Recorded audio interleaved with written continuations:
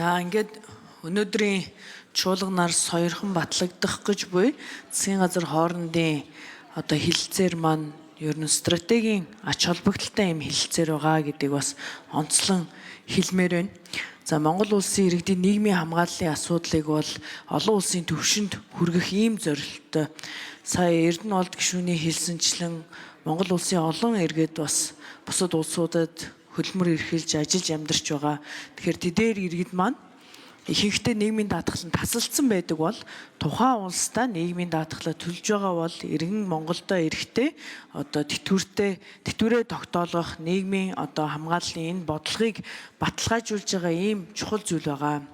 За бүгд найрамдах Казахстан улстай бид энэ засгийн газар хоорондын тэтгэврийн асуудлаар хамтран ажиллах хэлцээрийг бол маш олон жил олон засгийн газрууд бас ажиллаж өнөөдөр ийм соёрхон батлах түвшинд хүрж ирсэнд талархалтай байна.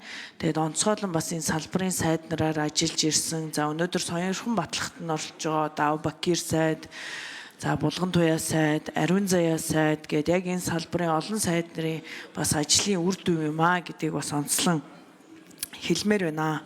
За энэ дээр нэг зүйлийг бас чухалчилж хэлэх нь энэ хэлэлцээрийн зорилго бол эргээд Монгол улстай ирэхэд тэтгэврээ тогтоолгох.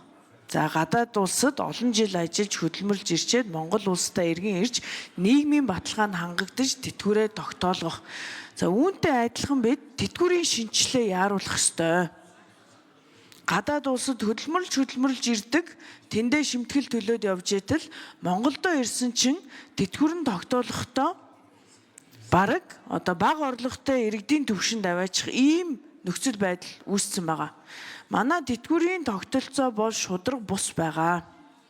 Олон ахмадууд өнөөдөр яаж та хэд 600-700 мянган төгрөгөөр бүтэн сар амьдраад байгаа юм бэ гэдэг маш чухал асуудлыг хөндөж байгаа. За засгийн газар багш нарын цалин дээр шийдэл гаргаж улсын хуралд оруулж ирэхээр болсон байгааг сонсоход таатай байна. Одоо харин бид тэтгэврийн шинжилгээг энэ зөвхөн тэтгэврийн үнийн дүнг нэмэх биш, энэ цаашдаа яаж энэ тэтгэврийн тогтолцоо, нийгмийн хамгааллын тогтолцоо шударга байх вэ?